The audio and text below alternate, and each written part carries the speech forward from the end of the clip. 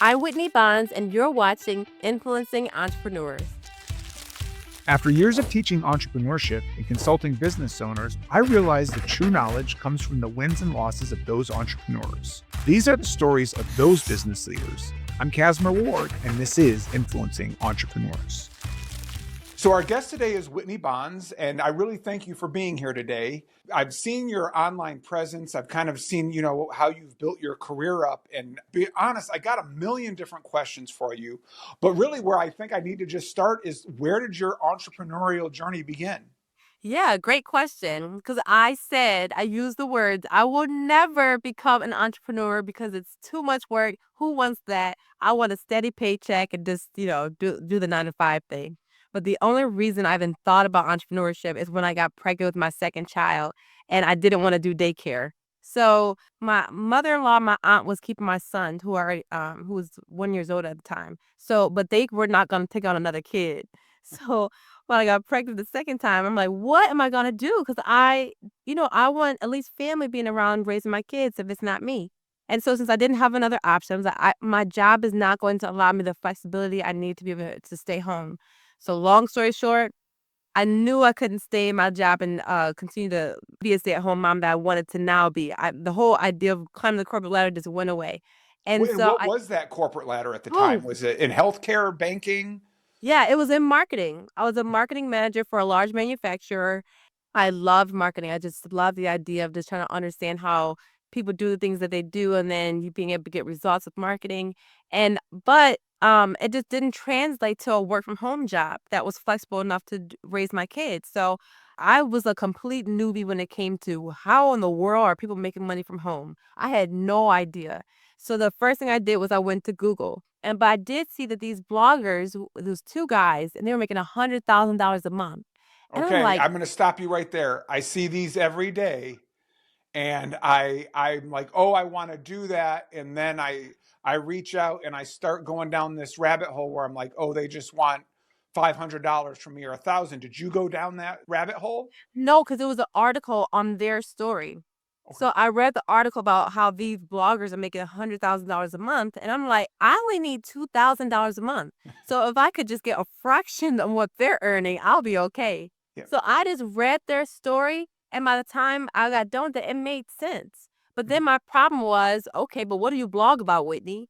So I was still stuck. So I put that on the shelf. I said, Mhm. that's a good idea, but I don't know.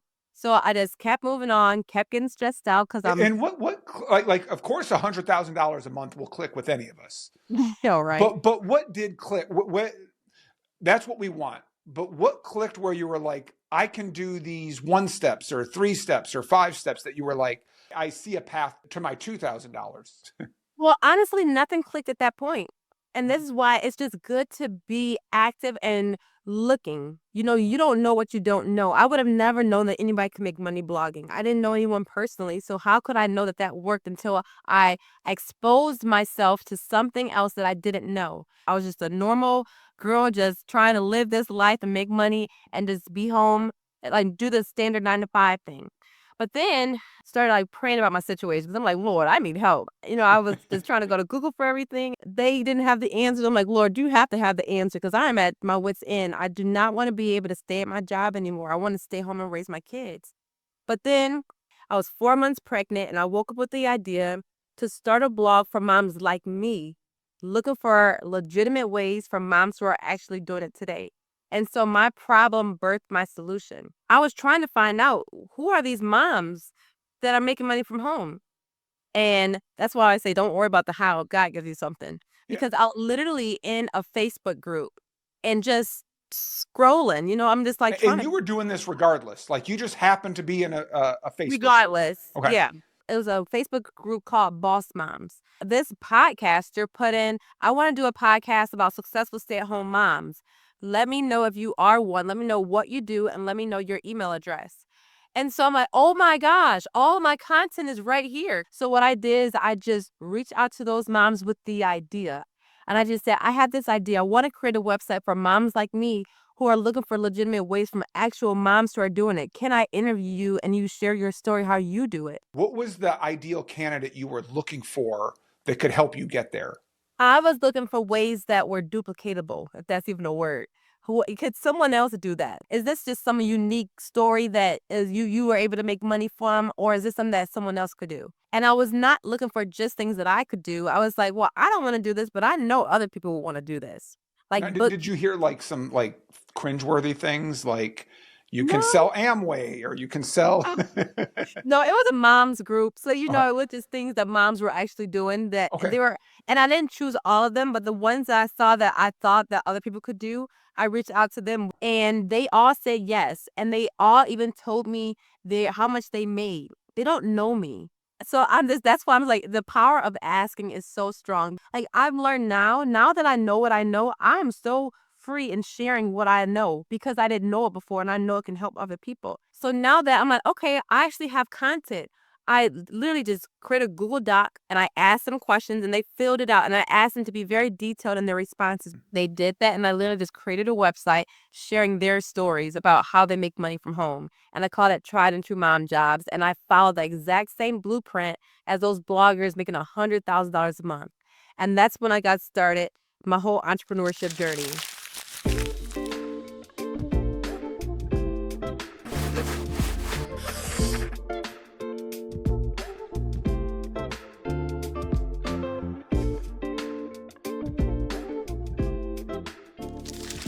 So I launched my blog January 31st, 2018, and crickets. I have a marketing background, but I forgot I had to market my website to get people to come. And then I said, okay, now I did it. I've created it. Now I have to work to get people to come to it. So I'll go back to those bloggers making $100,000 a month. So I'm just studying them. How do they make money? And they were using Pinterest and Google at the time. I had no idea how to use neither of these things to get traffic, but I figured it out. I started with one at a time. But a lot of this was I bootstrapped it because I didn't have a lot of money. Even though I was working 9 to 5, I was making like 50,000 a year. Yeah, that's not too much when you're still you gotta pay the rent and all that stuff. So I didn't have a lot of just disposable income to put on this thing. So I was on Pinterest, their platform, and I would create pins in Canva and I would post them to Pinterest. I create curiosity for them to make them want to click. And when they click, it takes them to my blog article. So it would be like how to make money from home as a stay-at-home mom. It's things people want to know, but they click so they can read more. Okay. So that's how I was getting traffic to my blog is because of Pinterest. So I was taking So your advantage of. first audience is Pinterest. Like, did you know ahead of time that Pinterest was the fastest way, or you just happened, or did it just happen Yes, I upon you? did know because I'm in the Facebook groups about blogging and I'm learning from other people who are doing this. So I learned Pinterest and then started doing well. I made my first $500 in April of 2018 when I launched my blog and I couldn't believe it. And if this really works, I can really quit my job because I still needed that proof that this could work. And that was all the proof I needed. I'm like $500. Yeah. And so the way I made that money is because one of the moms I interviewed, she took a bookkeeping course to learn how to become a bookkeeper. So then I reached out to the course that she took and I told them, can I be an affiliate of yours? I have a blog and I want to promote your course. So people read that article, they learned how the mom became a bookkeeper, making money, and they want to do that, have the exact same experience as her. So if they take that course, I earn a commission. People started taking that course more and more because I was getting my pins out. And the mom that I interviewed, she was a mom of 9. And so the idea of like, if a mom of 9 can do this, I know I can probably do it. So it gave you that idea that I can do this to make money from home, at least on the side. And then you're going to take the course and I get to earn. So I'm the middleman now. I'm the resource for helping people find out how to make money from home. And if it's through a course or a service, I become an affiliate of that. Now I'm like, oh, wow, this is how this works. Is this at a point that when you go to your blog, is it a written blog or are you actually doing video at this point? It's written. I was Okay. not going to be on camera because I even changed my name because I didn't want my job to know what I was doing. So yeah, so that's how I got my first $500 and it was through Pinterest. And that went really good for a good year, I would say. So my first year blogging, I only made $5,000. And the very next year, I made $200,000. Oh my And that gosh. was because, so one thing I learned about Pinterest was that I loved it because I was getting traffic really fast. 2018 was a great year to be on Pinterest. But at the end of 2019, they changed their algorithm and I could not recover back. But then it would go up and down. You had something go viral, but then it would die. And then I had to try and hope for it to go viral again. What were And some of the things that made it go viral?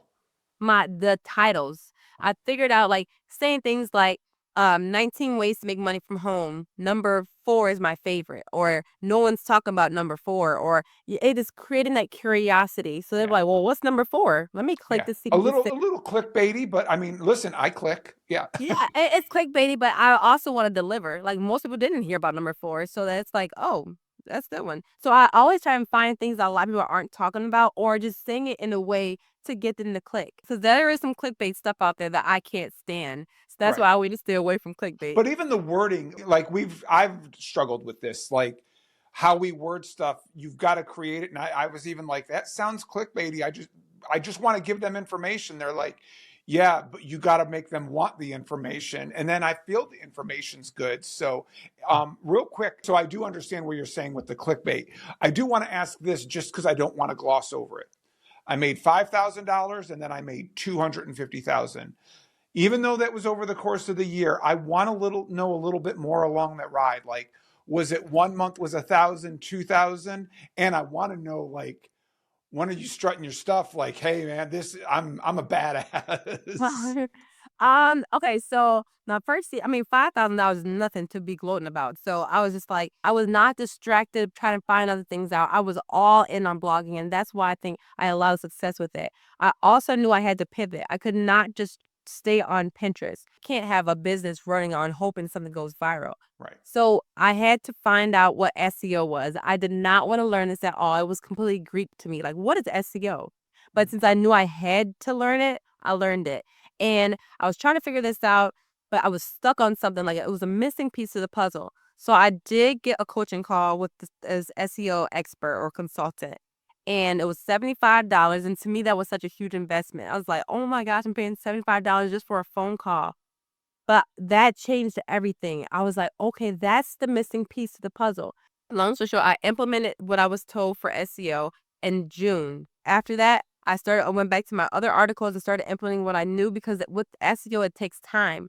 So I was taking advantage of putting all this stuff together, and I was writing an article every single week. I was dedicated. 1 week, I will write one value-packed research article. And that's all it took. That's what those bloggers are doing. So that's what I did. And so the way I started making more money is in January, the articles that I was writing in June and July and August, they started gaining traction on Google. So for example, work from home jobs is an article I wrote. If you search for work from home jobs, you would find my article. It was the first article that was showing up. And in January, that's such a high time that people have new goals. They want to renew their life. They're trying to figure out different things, work from home. So many people go to Google for searching for things like that. So January was probably my biggest year where I made like $32,000. And I was like, oh my gosh.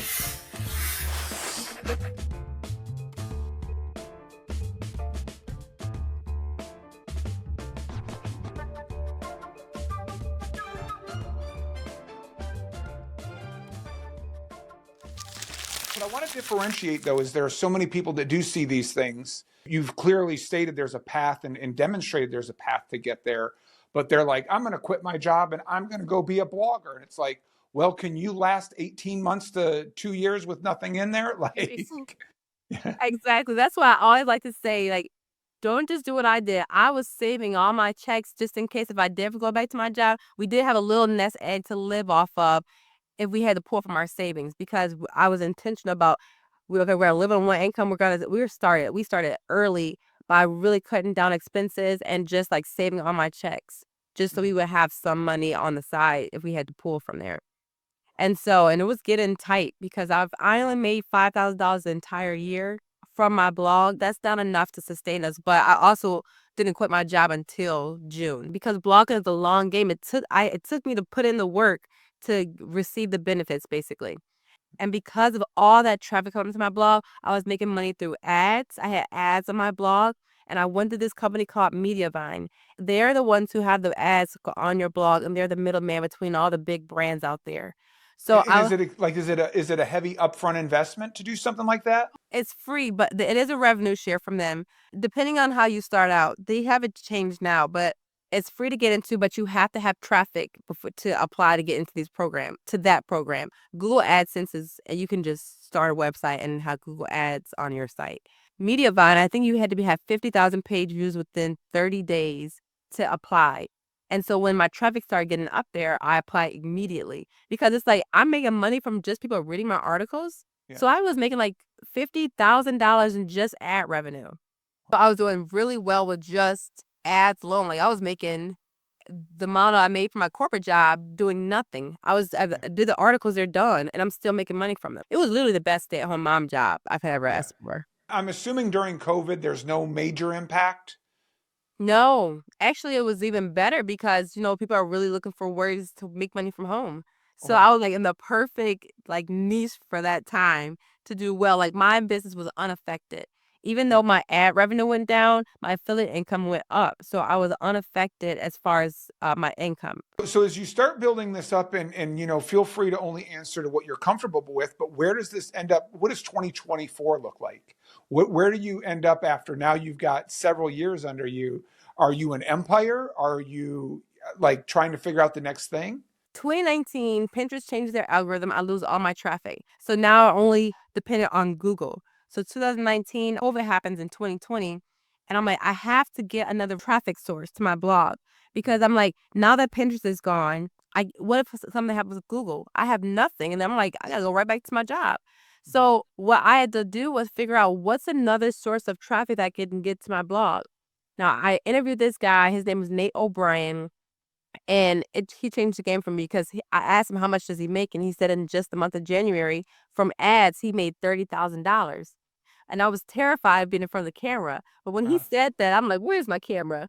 Because Yeah. I want to get over my fears of being in front of the camera because I knew that I was in a very unsettling place that if Google could change their algorithm like that and I'd have nothing. It would have been great if I'm doubling up on these from all this money from my blog and then all this money now from YouTube. But no, it went down from now I just have YouTube.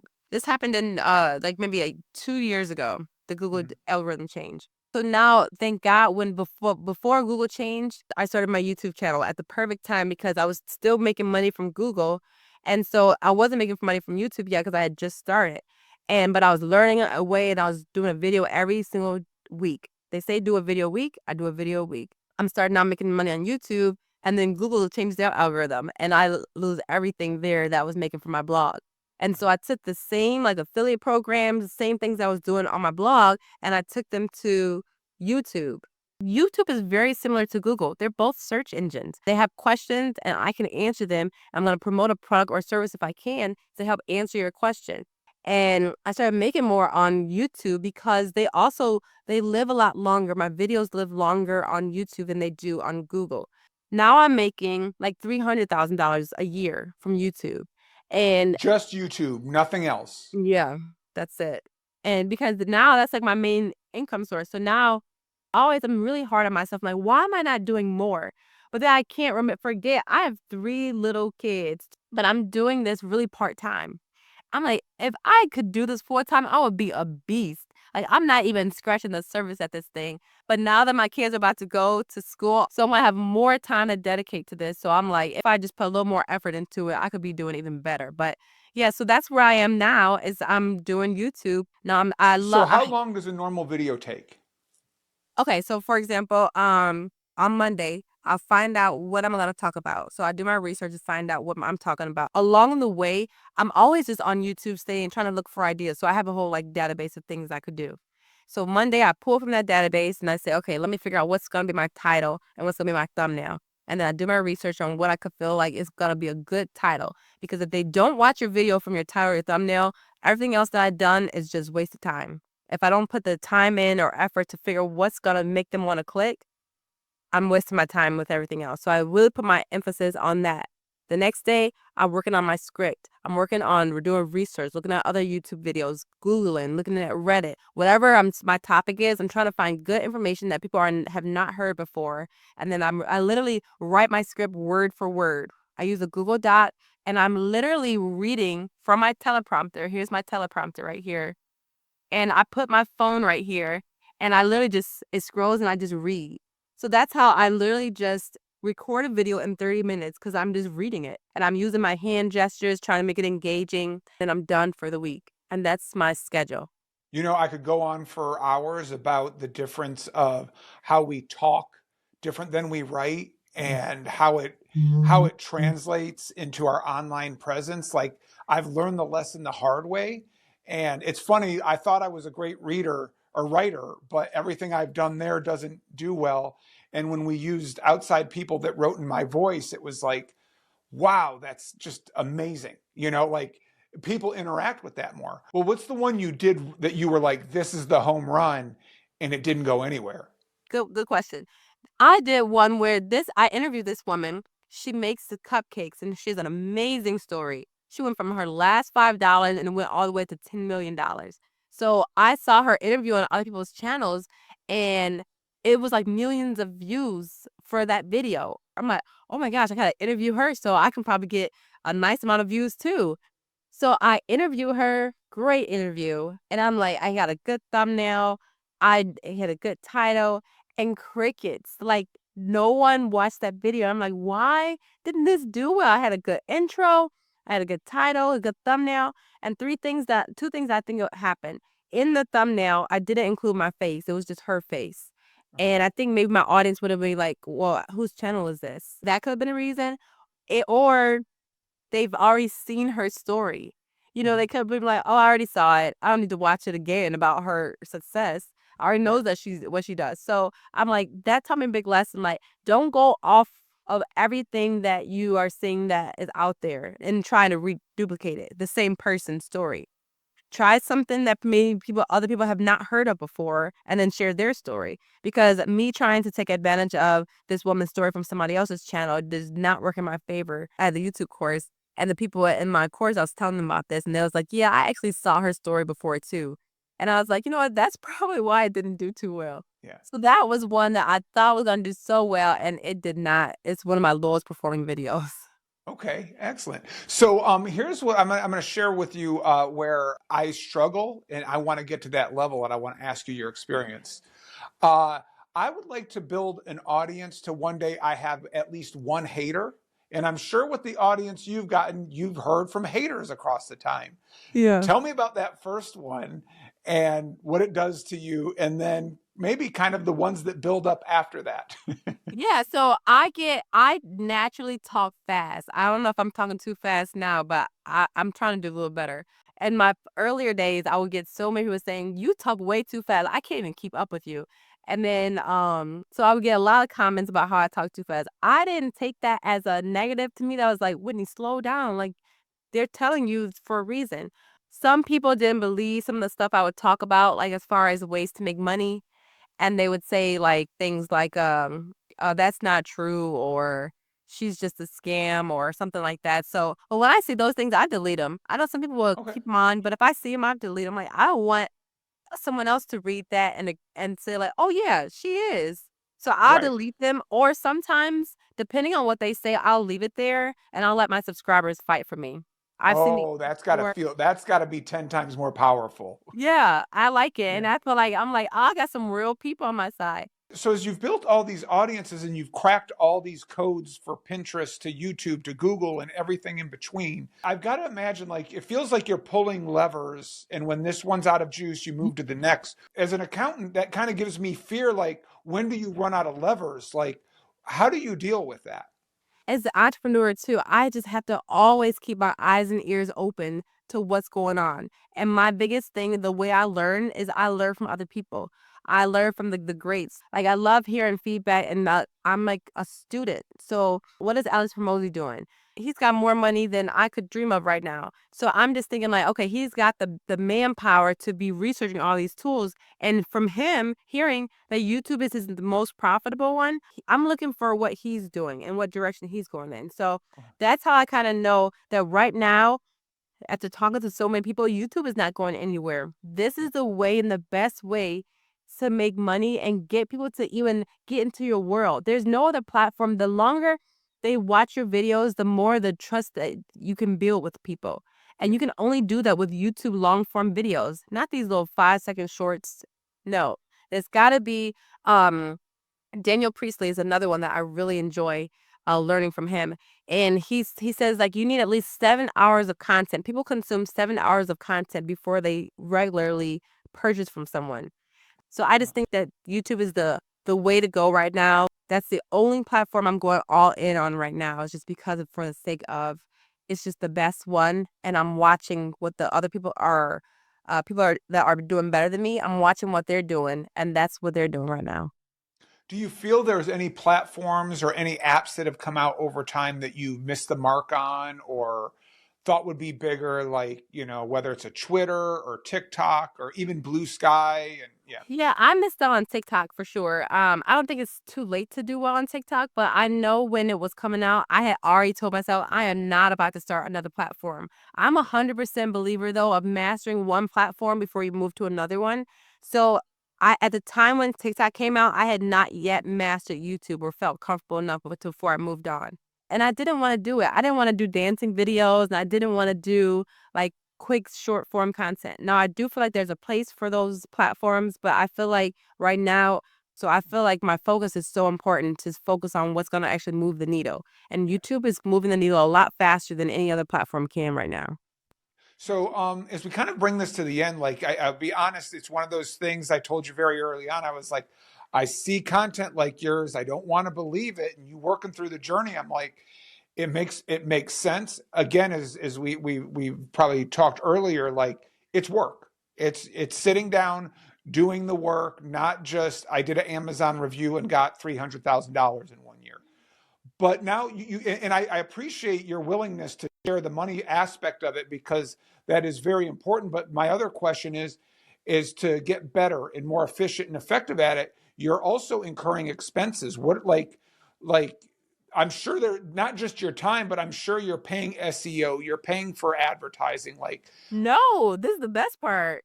okay, So if I think about what I'm paying for, I'll tell you right now. The thing about YouTube is I bought the equipment. I'm done. There's nothing else I'm paying for when it comes to YouTube except my editor. I pay him $1,000 a month. And I don't know right. if that's on the high end or low end, but I do 4 videos a week. I mean 4 videos a month. So I send him a video. He knows me. I just send it to him. He does the edits. I very rarely ever have any edits from him or Someone like. you knew prior, somebody local, No, or he found me. I would oh, have my nephew doing my editing, and it was just, just very basic editing. But this guy found me. He did a reel for me and said he emailed me and said, I made this for you. And then it was a reel of a video that I had did. I'm like, oh wow, this is like really good. I said, hey, do you do thumbnails?